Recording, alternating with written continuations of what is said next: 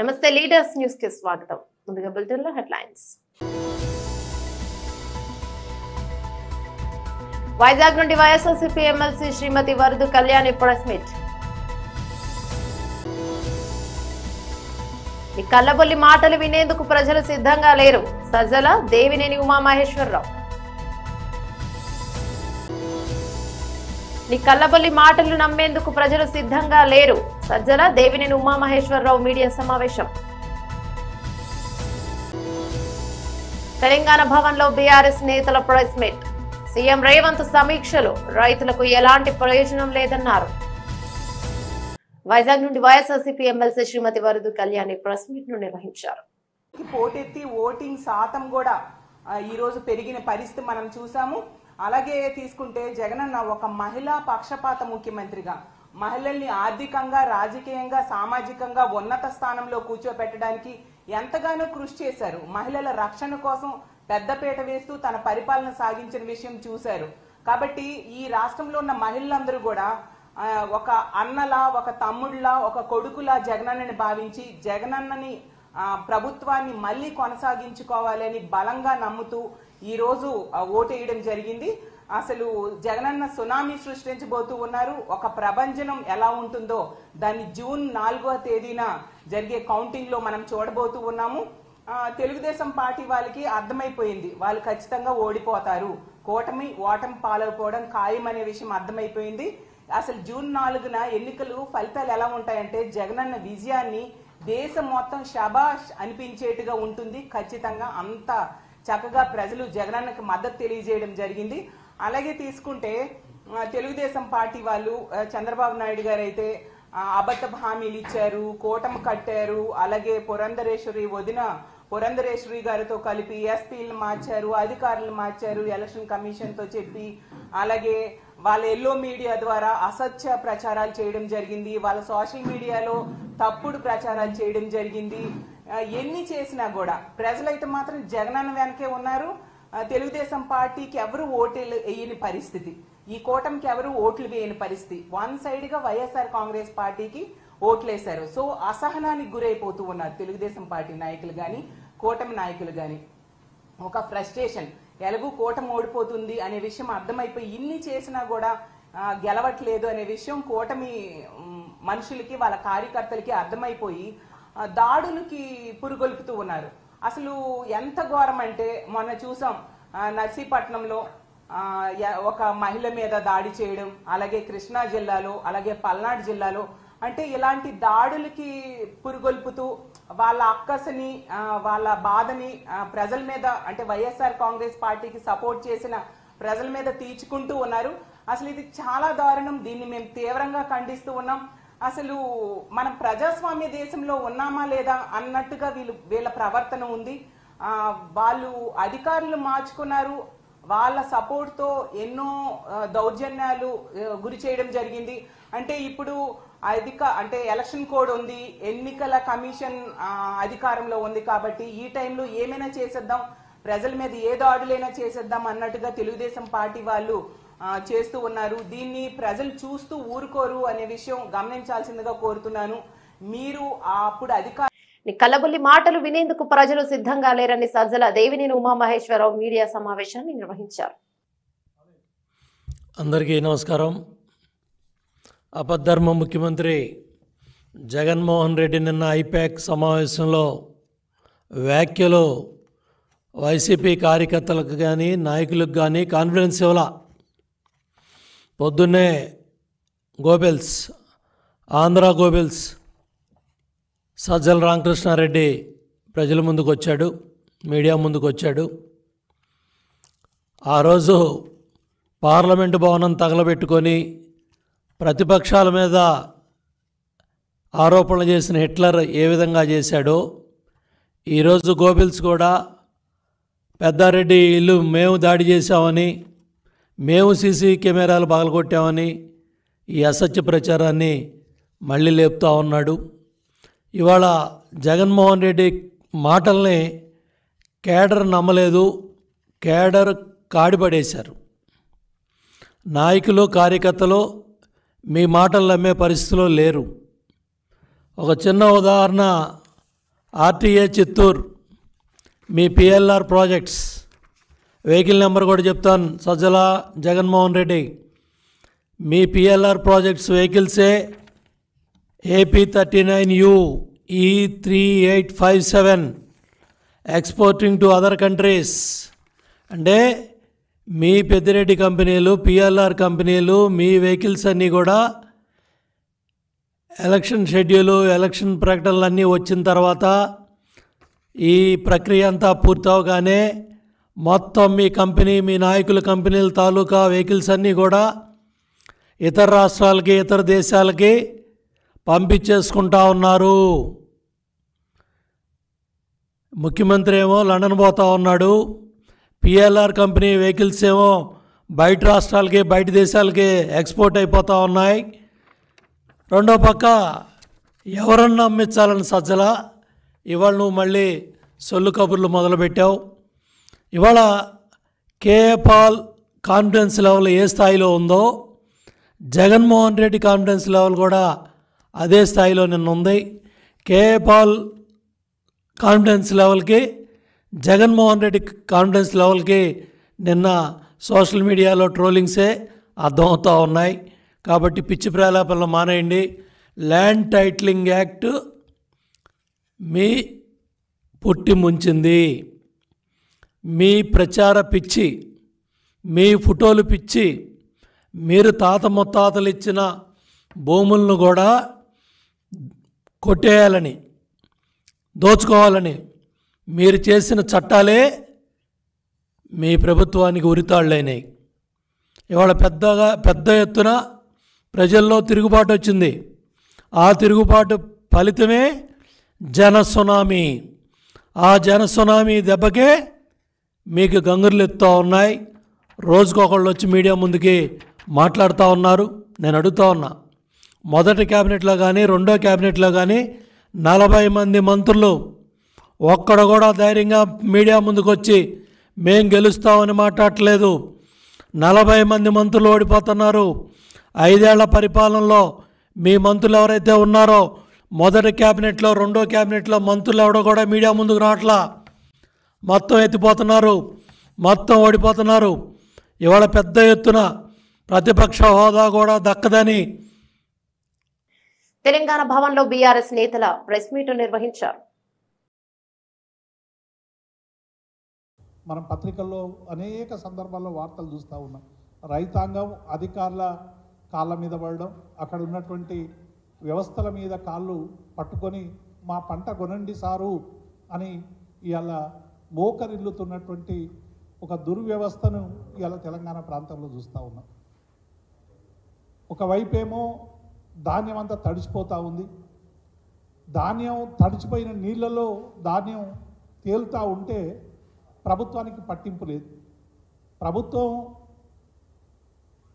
తడిచిన ధాన్యం కొనండి అని ఆదేశాలు మాత్రం పత్రికల్లో వస్తూ ఉన్నాయి, కానీ ఆచరణలో ఎక్కడ కూడా సరైనటువంటి రీతిలో అధికార స్పందన లేదనేటువంటి మాట వాస్తవం.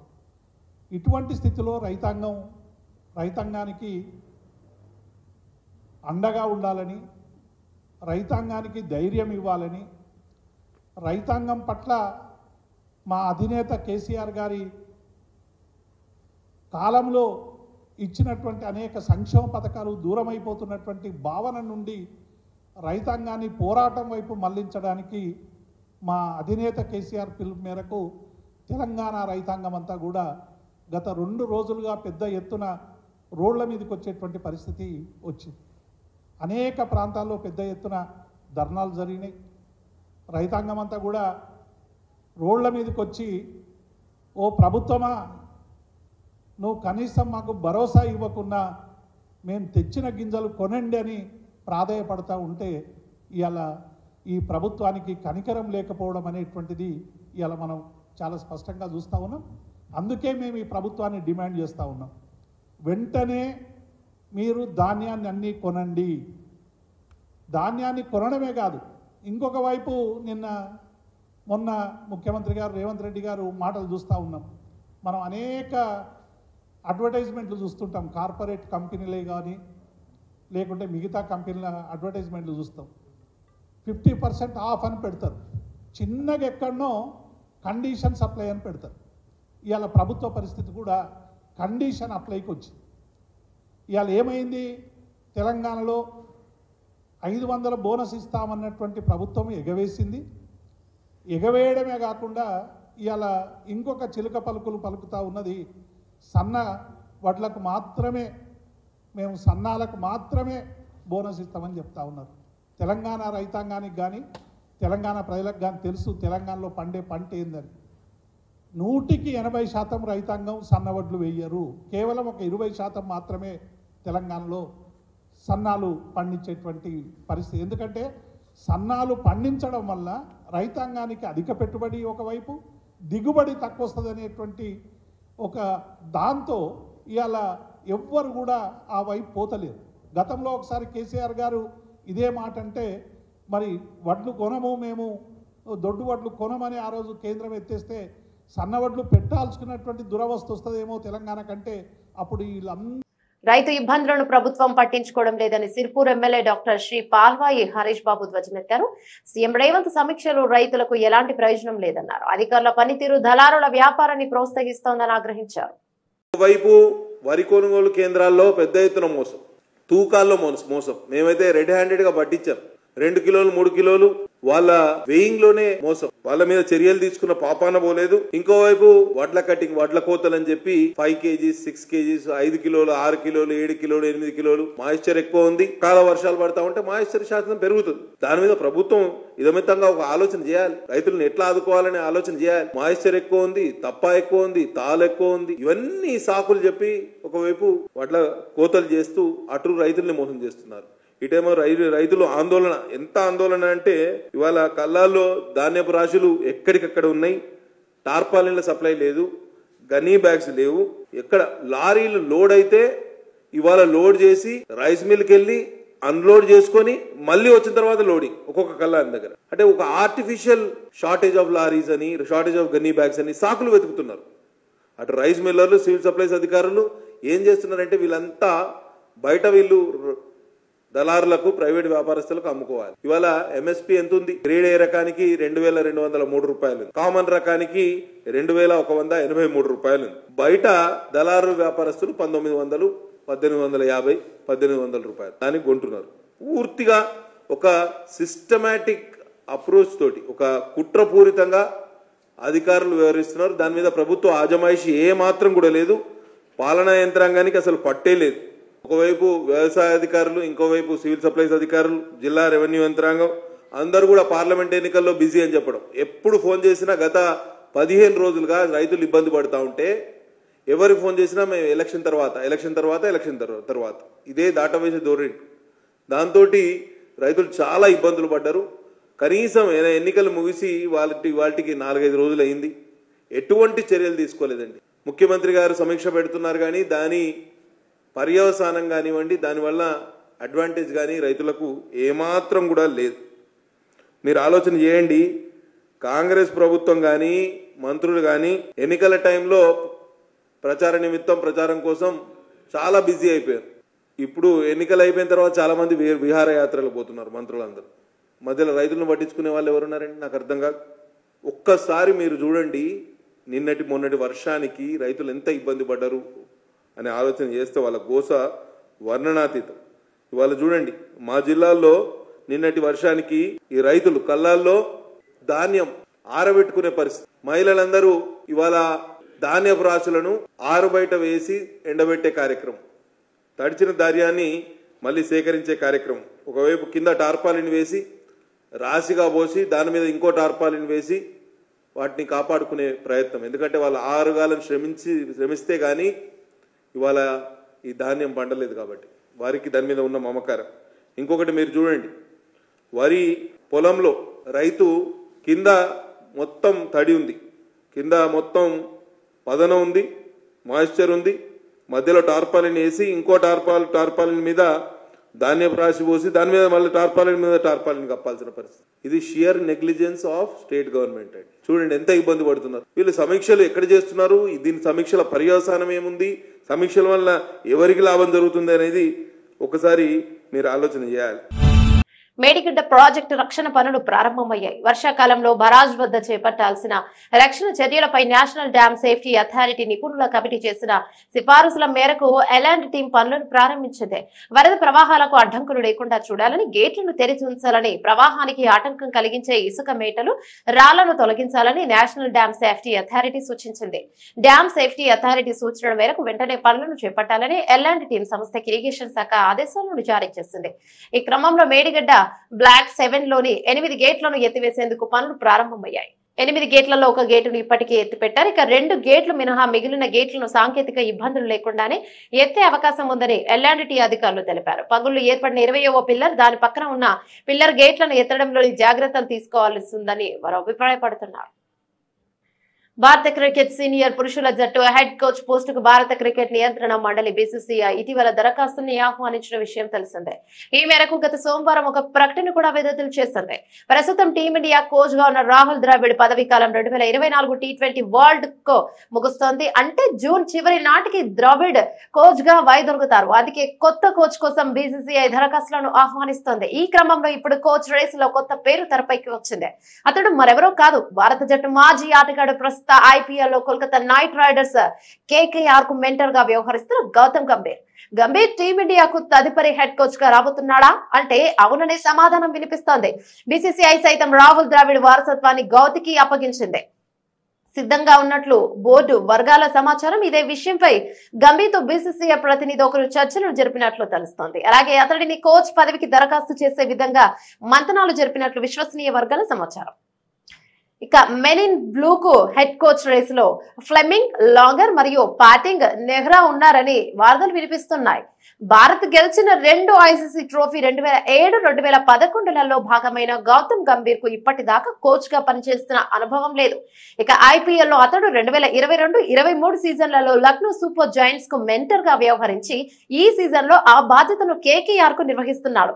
హెడ్ కోచ్ పదవికి దరఖాస్తు చేసేందుకు ఈ నెల 27 ఆఖరి గడువు కాగా అప్పట్లో గౌతి ఏ నిర్ణయం తీసుకుంటాడనేది ఆసక్తికరంగా మారింది. స్వరాష్ట్ర ఏర్పాటు కోసం సర్వస్వాన్ని కోల్పోయిన వారిని ఆదుకోవడంలో ప్రభుత్వాలు విఫలమయ్యాయని, వారి హక్కులను పరిరక్షించేందుకు తెలంగాణ ఉద్యమకారుల హక్కుల ఫోరాన్ని ఏర్పాటు చేసినట్లు ఫోరం అధ్యక్షుడు, ఉద్యమ సమయంలో పోలీసు ఉద్యోగం కోల్పోయిన బోర్గి సంజీవ్ తెలిపారు. సోమాజిగూడ ప్రెస్ క్లబ్ లో ఏర్పాటు చేసిన విలేకరుల సమావేశంలో ఆయన మాట్లాడారు. రాష్ట్రం ఏర్పడి 10 ఏళ్లు పూర్తి కావస్తున్న రాష్ట్ర ఏర్పాటు కోసం త్యాగాలు చేసిన వారికి న్యాయం జరగలేదని ఆవేదన వ్యక్తం చేశారు. ఆత్మ బలిదానాలు, నిస్వార్థ ఉద్యమకారుల త్యాగాలతో రాష్ట్రం ఏర్పడితే ఫలితం కొంతమందికే పరిమితమైందని వాపోయారు. ఇక రాష్ట్రంలో పాలన మారితే ఉద్యమకారులకు మేలు జరుగుతుందని భావించినా ప్రయోజనం లేకుండా పోయిందన్నారు. ఈ నేపథ్యంలోనే నూతన ఫోరాన్ని ఏర్పాటు చేసినట్లు చెప్పారు. నిజమైన అమరవీరులను గుర్తించి ఒక్కొక్క కుటుంబానికి ₹1 ఎక్స్ గ్రేషియా, తెలంగాణ ఉద్యమకారులకు 500 గజాల ఇంటి స్థలం ఇవ్వాలని ప్రభుత్వాన్ని డిమాండ్ చేస్తామన్నారు. అమరవీరుల కుటుంబ సభ్యులకు ప్రజా ప్రతినిధులుగా అవకాశం కల్పించాలని డిమాండ్ చేశారు. తమ డిమాండ్ల సాధనకై పోరాడుతూనే రైతాంగ కార్మికుల పక్షాన నిలుస్తామని చెప్పారు. ఈ కార్యక్రమంలో SK చాంద్ పాషా, హైమద్, కార్తిక్ కుమార్ తదితరులు పాల్గొన్నారు. నా నమస్కారాలు. నా పేరు బోర్గి సంజీవ్. నేను తెలంగాణ పోలీసు ఉద్యమకారుని. ఈ పక్కనే లకడికపూల్ దగ్గర అసెంబ్లీలో 2013 అక్టోబర్ 11 నాడు యూనిఫామ్లో జై తెలంగాణ అన్న కానిస్టేబుల్ అన్న. రాష్ట్రంలో 2016లో ఒక తెలంగాణ తల్లి విగ్రహం పెడితే నన్ను రిమూవల్ ఫ్రమ్ సర్వీస్ చేసిండ్రు. సమైక్య రాష్ట్ర ముఖ్యమంత్రులు నాకు ఉద్యోగం ఇస్తే, నళిని మేడం గారికి ఉద్యోగం ఇస్తే, పోలీస్ సిస్టర్ నాకు ఉద్యోగం ఇస్తే, శ్రీనివాస్ గౌడ్కు ఉద్యోగం ఇస్తే, మరి తెలంగాణ రాష్ట్రం కోసం నళిని మేడంతో పాటు నా వరకు పోలీసు ఉద్యోగంలో మేము తెలంగాణ కోసం ఫైట్ చేస్తే ఈ సమైక్య రాష్ట్రంలో మాకు రిమూవ్ ఫ్రమ్ సర్వీస్ చేయడం అనేది నిజంగా చాలా బాధాకరమైన విషయం. ముఖ్యంగా ఈరోజు ఇది మేము ఊహించలేము. అసలు సమైక్య రాష్ట్ర ముఖ్యమంత్రులే బాగుండని అనిపిస్తూ ఉన్నది. ఈరోజు వరకు కూడా గతంలో BRS ఉద్యమకారులను పట్టించుకోలేదు, అమరవీరుల కుటుంబాలను పట్టించుకోలేదు.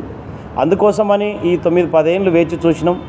వాళ్ళు పట్టించుకోకపోగా కనీసం ఒక MP సీట్ కానీ, MLA సీట్ కానీ, నామినేటెడ్ సీట్ కానీ, కనీసం ఏది మన స్థానిక సంస్థల్లో కూడా ఉద్యమకారులకు అవకాశం ఇవ్వకపోవడం బాధాకరం.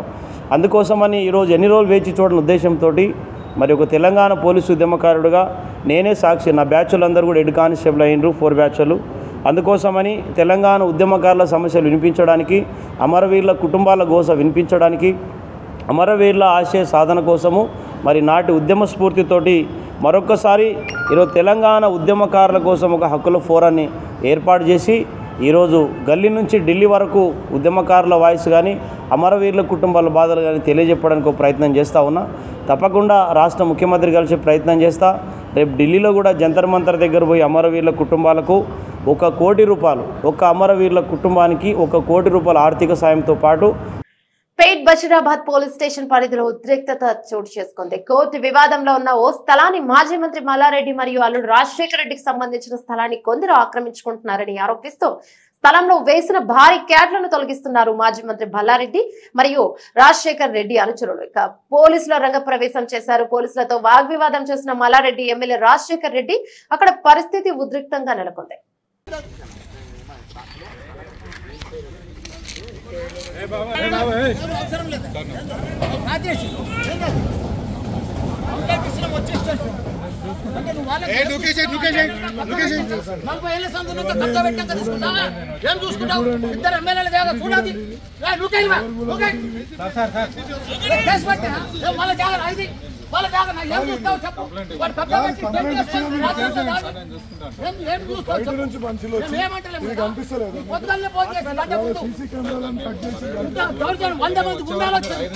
ప్రాణాలు తీసేందుకు వచ్చి జాబ్ కోసం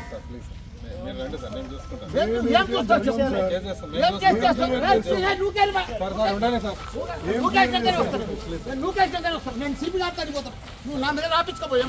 మా జాగ్రత్త వాడు వచ్చి కబ్జా పెడతాడు. మా జాగ్రత్త కబ్జా పెడతాడు. దానికోసం ఏం చేస్తావు చెప్పు. ఇప్పుడు దీనికోసం దీన్ని ఏం చేస్తావు చెప్పు.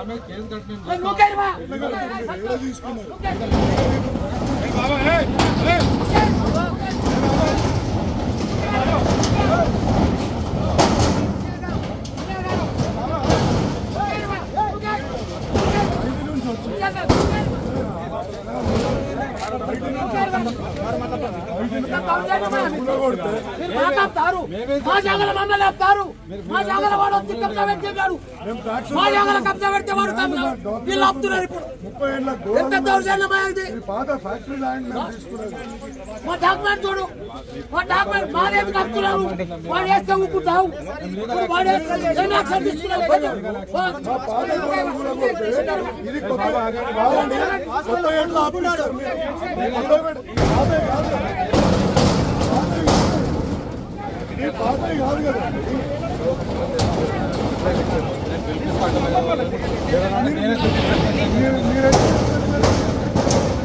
కాదు సార్, ఇప్పుడు ఇన్ని కూడా బయటికి వచ్చి రాత్రి కబ్జా పెడతారు. మా జాగా పద్ధతి కబ్జా పెడతారు. రేకులు వేస్తే కూర్చుంటావు. ఏం డ్యామేజ్ చేస్తావు. బులెటిన్ ముగించే ముందు హెడ్లైన్స్ మరోసారి. వైజాగ్ నుండి వైఎస్ఆర్సీపీ ఎమ్మెల్సీ శ్రీమతి వరదు కళ్యాణి ప్రెస్ మీట్. ఈ కల్లబొల్లి మాటలు వినేందుకు ప్రజలు సిద్ధంగా లేరు. సజ్జల దేవినేని ఉమామహేశ్వరరావు. నీ కల్లబొల్లి మాటలు నమ్మేందుకు ప్రజలు సిద్ధంగా లేరు. సజ్జల దేవినేని ఉమామహేశ్వరరావు మీడియా సమావేశం. తెలంగాణ భవన్లో బీఆర్ఎస్ నేతల ప్రెస్ మీట్. సీఎం రేవంత్ సమీక్షలు రైతులకు ఎలాంటి ప్రయోజనం లేదన్నారు. ఇవి బులెటిన్లోని అప్డేట్స్. మరో బులెటిన్లో మళ్ళీ కలుసుకుందాం. అంతవరకు సెలవు. నమస్తే.